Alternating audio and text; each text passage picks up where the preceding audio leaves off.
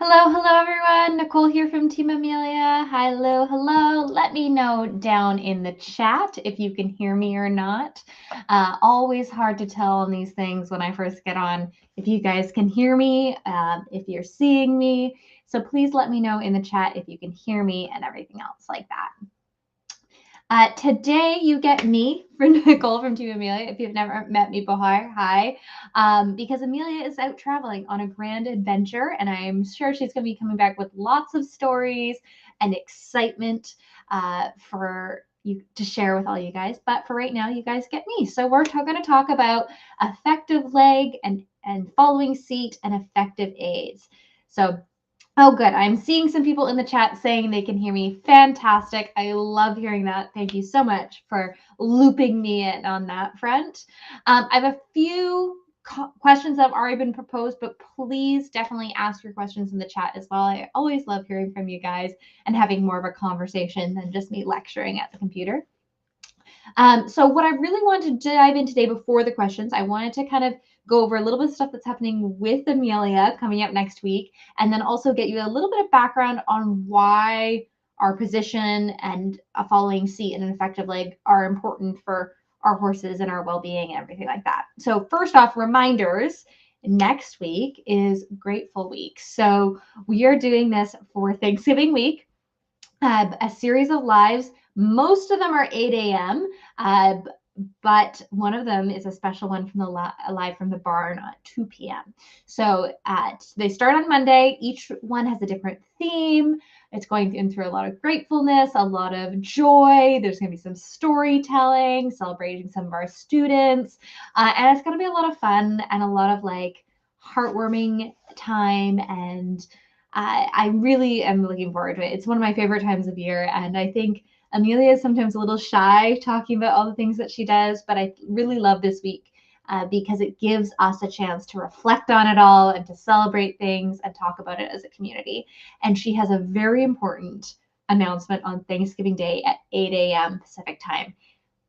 Definitely make sure you tune in 8 a.m. Pacific time here on the channel, either on YouTube or on Facebook. Very, very important announcement.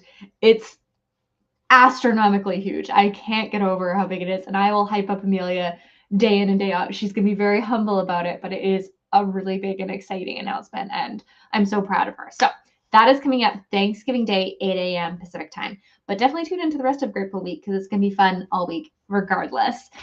So with that, that's that. And then effective seat and leg, effective seat and leg. So let's go into that a little bit. So when we think about our riding, we want to either go trail riding or we want to do dressage or we're going to go jumping and things like that.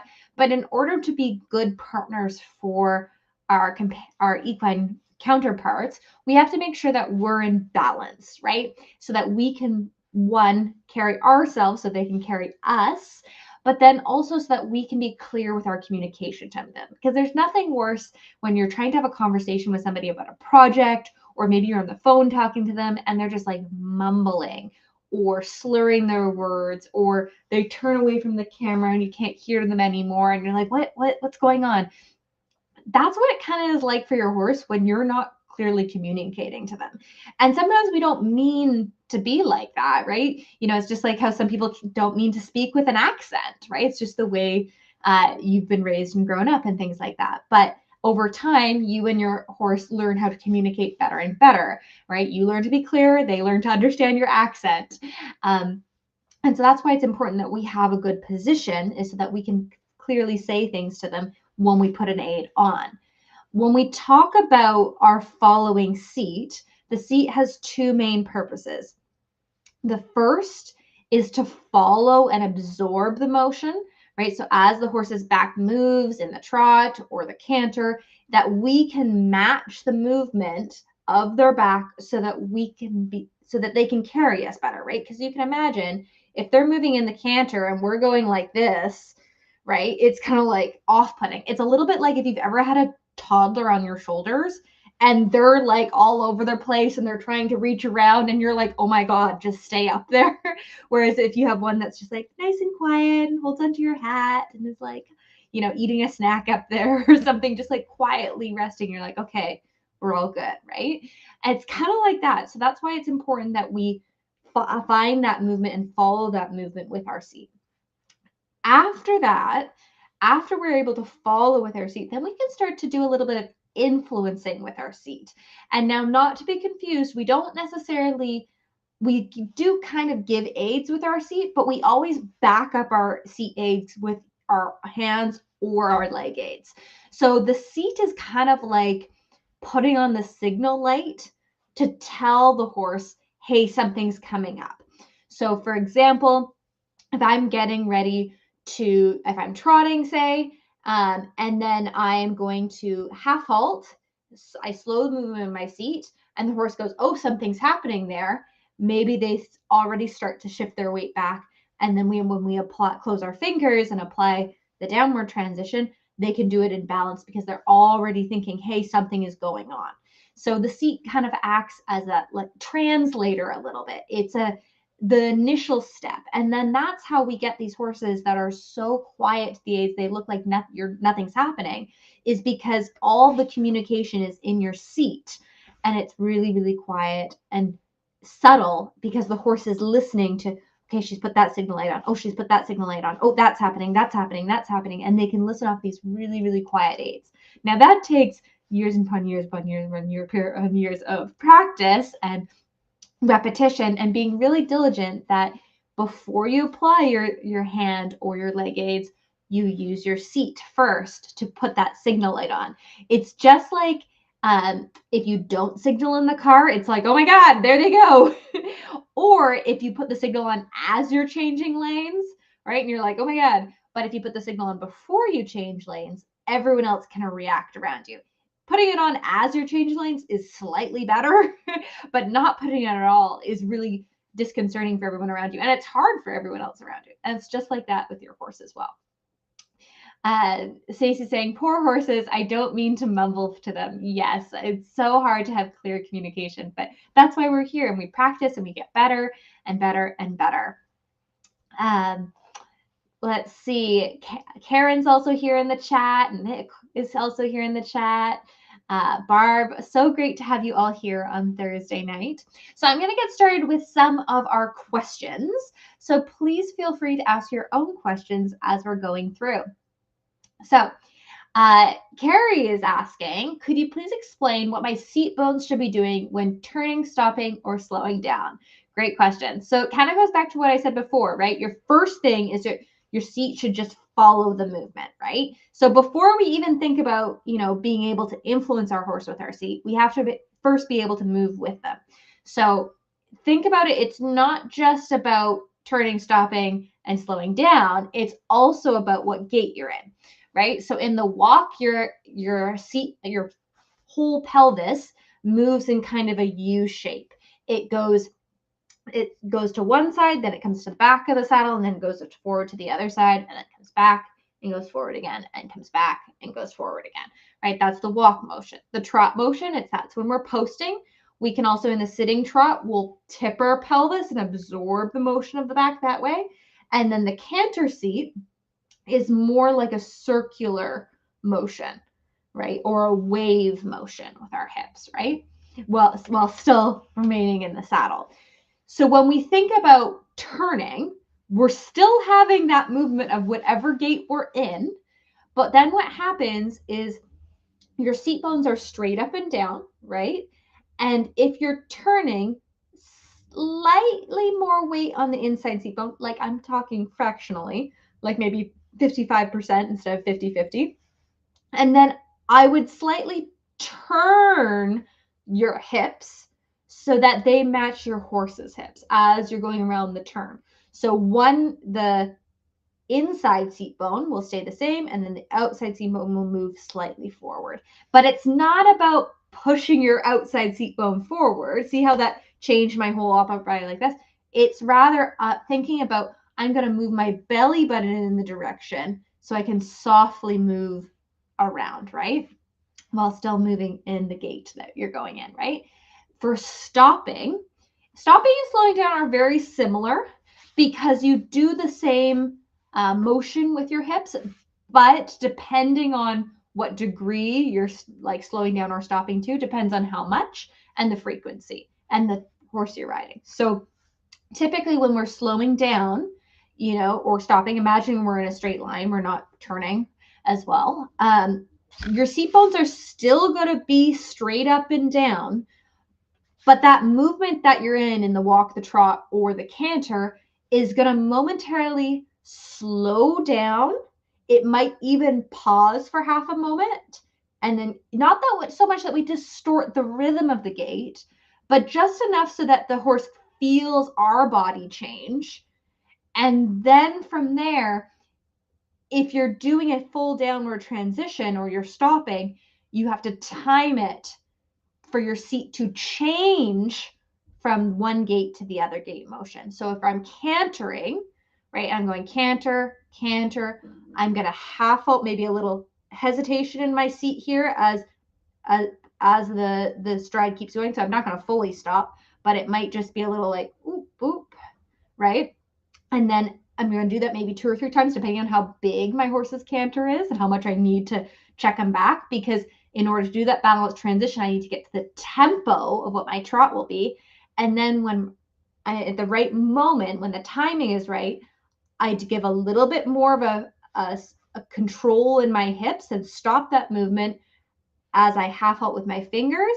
And then the horse changes into the trot and I immediately go into the trot motion with my seat.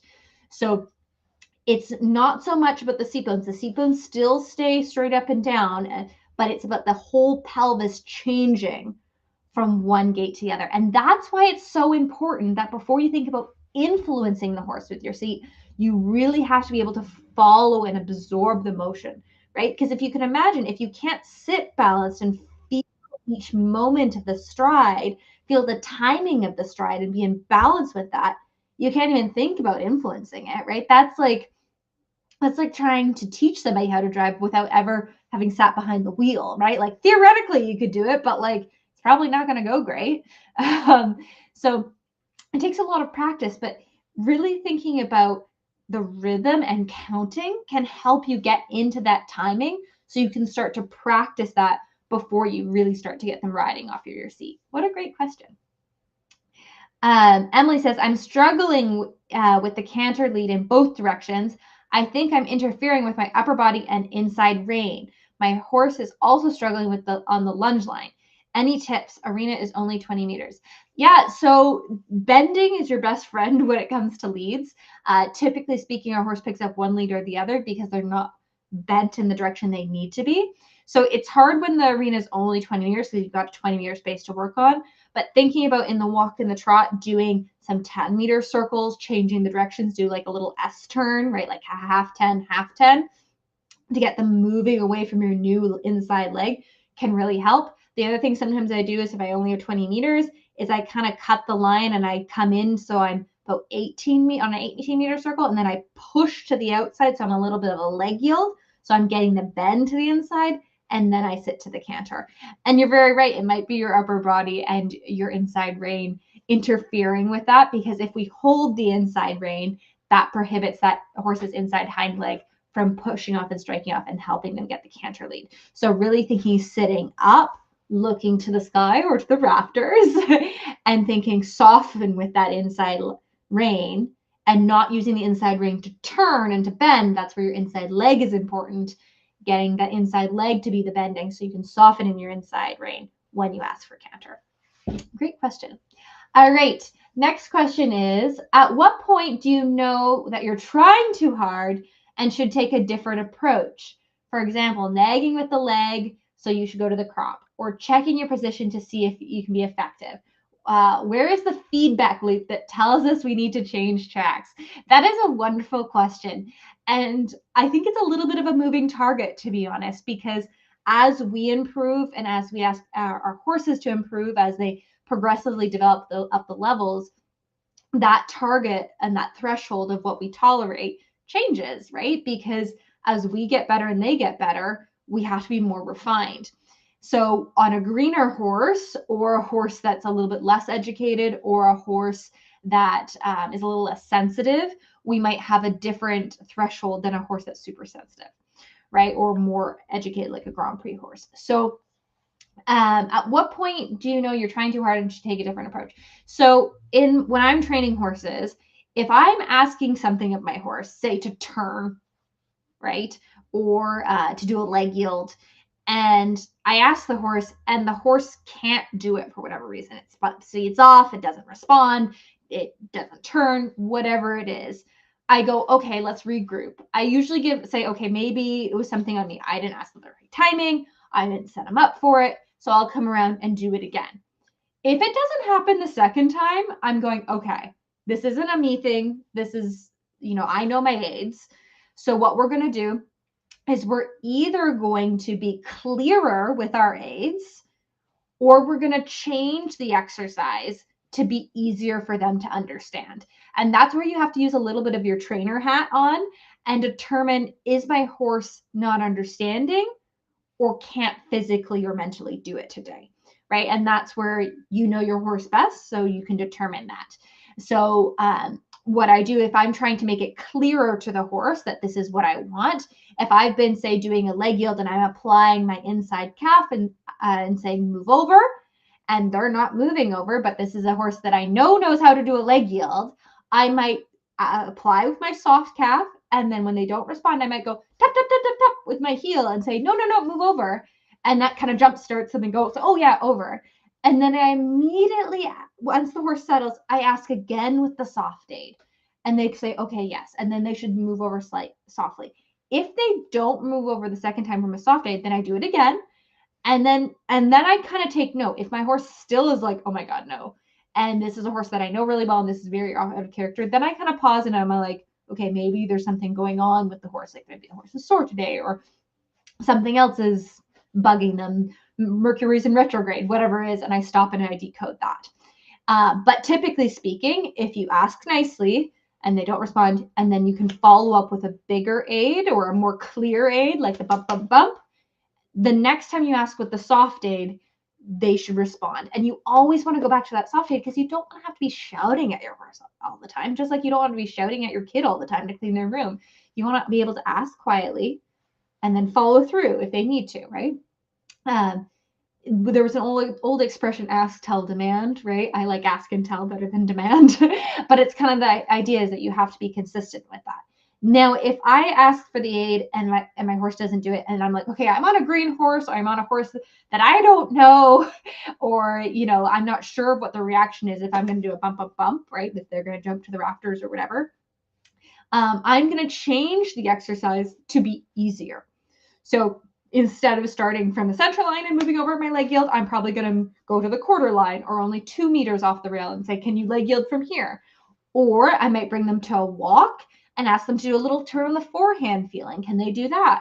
And go to the easier version of the exercise to see if they can make that connection.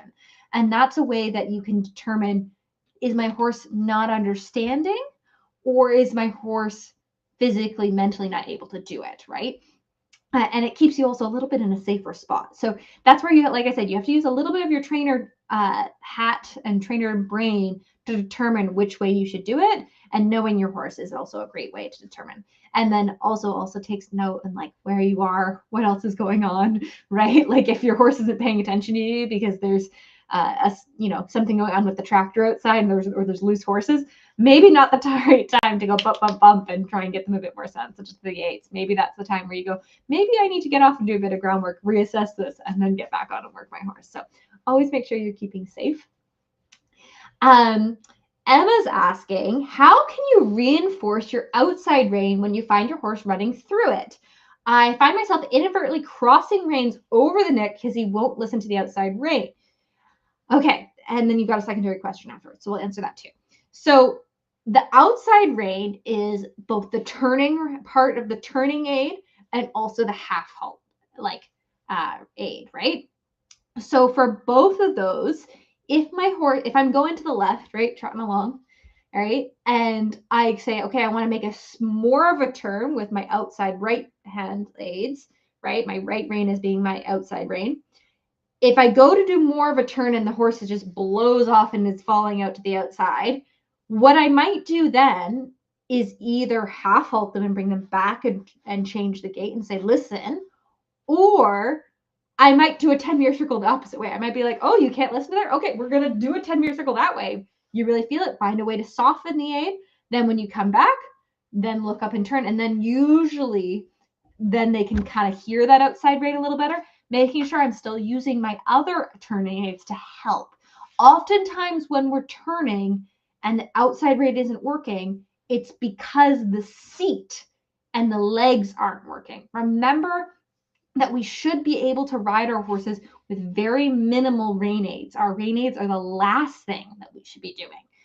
It's always leg, seat, hands when we're applying our aids. Great question.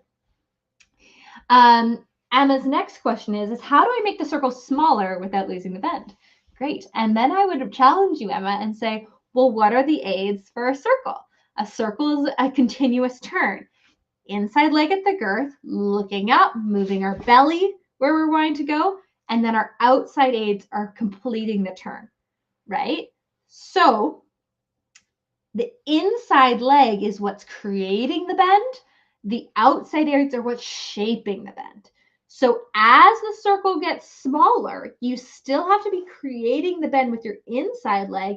You're just containing it more with your outside as you turn a little bit more in your belly. It's not like you're turning like this to go over there, but you do have more of a turn in your body the tighter the circle is. So if you're finding that you're losing the bend, it means you don't have enough inside leg. We don't want to be turning off our inside rein. Sometimes we get conned into that. We turn with our inside rein to make a small circle, which definitely if you need to have a safety stop or safety turn, definitely use your inside rein. But typically speaking, we shouldn't have to be using our inside rein to create bend or to create the turn. Great question. Carrie is asking, we are working forever on our transitions. Spoiler, Carrie, we are all continually forever and in all eternity working on our transitions. You will still be working on them forevermore. Sorry about that. And she says, the trot to canter transition, my guy is very heavy in my hands while cantering. What is the best way to get them to soften at the canter and not feel like you're constantly working on scrambled eggs or that they're leaning onto you for balance? My wrists and hands hurt after we canter most days. Not as bad at the trot or the walk. Well, first off, I'm so sorry that you're feeling like that. You should not feel like you have a ton of bricks in your hands. It kind of sounds like he's learned how to canter and how to work while using your hands as what we call a fifth leg. So like using your hands to balance him.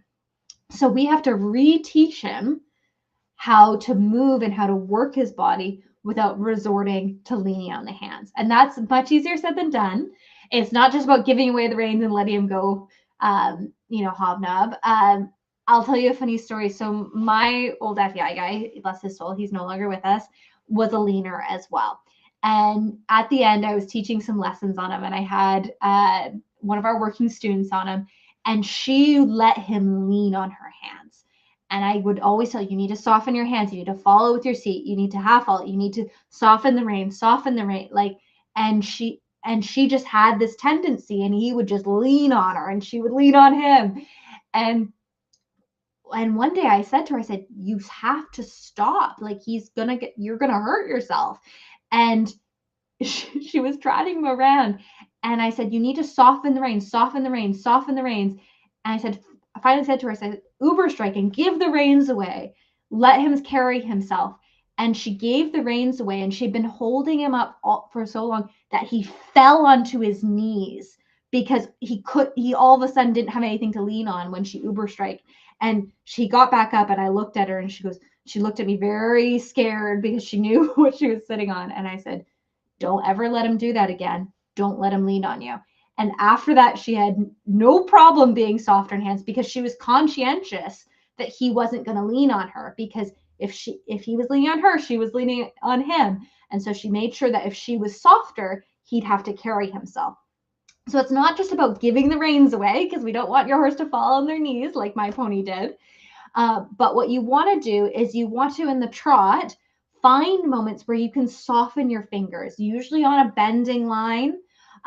In the canter, sometimes it's the timing when you're in the back of the seat, just softening a little bit. You want to make sure you're still being able to follow with your elbows in the canter. Doesn't mean you need to go like this, because sometimes when you go like this on a horse that leans, they just go real forward and real heavy, but you still have to have some movement, right? Because if you don't have any movement, you can't half halt, right? It's just like if we don't have any movement in our seat, we're holding and stopping and they can't hear us and we're bouncing and all that stuff is happening.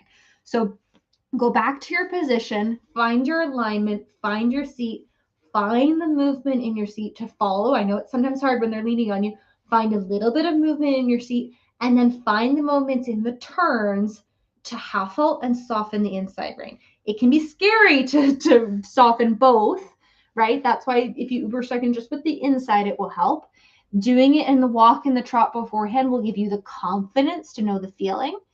And through the bending and getting him a little bit rounder and getting him softer and more supple in his body, you won't feel like you have to lean on you, and you won't feel like he has to lean on you, and he won't have to feel like he has to lean on him, because ultimately he's leaning on you because he doesn't have the balance he needs. So if you can work on your balance and helping him with his suppleness and balance, he'll be able to get in a better position to carry himself. But it can be really hard. And it takes a long time to retrain. And sometimes if they're older, then you'll always be constantly working on it.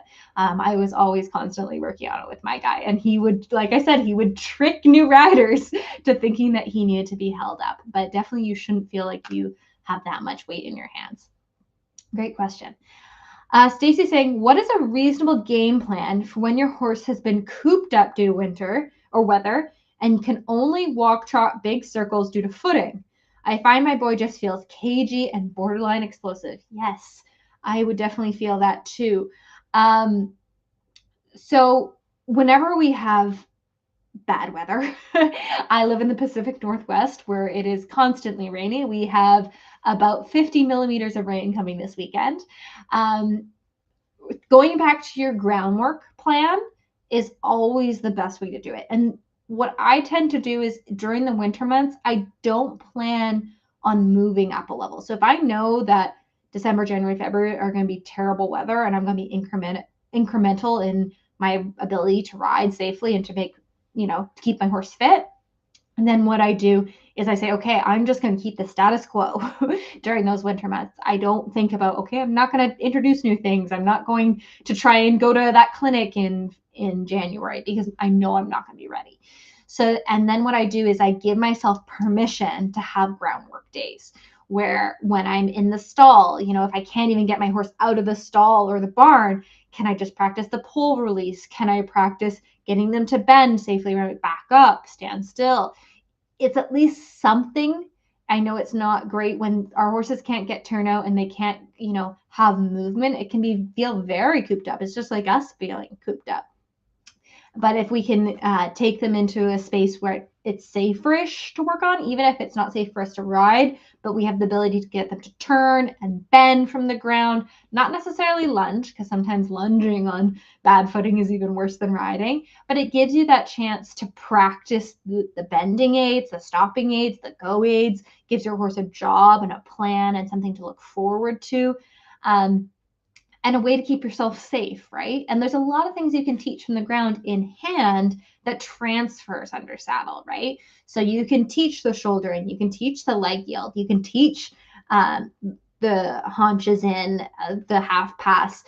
You can theoretically also teach the pirouette, and you can do really cool stuff when you get to the more advanced things like teaching the changes and PF and passage and things like that. But to be fair, at that point, you kind of need better footing anyways. But at least then you could, work on your inside leg to outside rein aids, get him much softer and more. And if he's a little bit cagey and pent up, he's probably going to be a little bit more sensitive, which is kind of good for training the aids. But that's a way you can kind of work around iffy footing while keeping yourself safe and him safe, right? But definitely not great fun when the weather is inconsistent. But finding things you can do in the barn, like I said. The other thing to think about is, how can we make part of the footing better? What we did one year was we put salt on one half of the arena so that it wouldn't freeze as much. I know Amelia tarps her arenas, right? Because she lives down in California and they have very scheduled predictable rain, unlike us in the Pacific Northwest.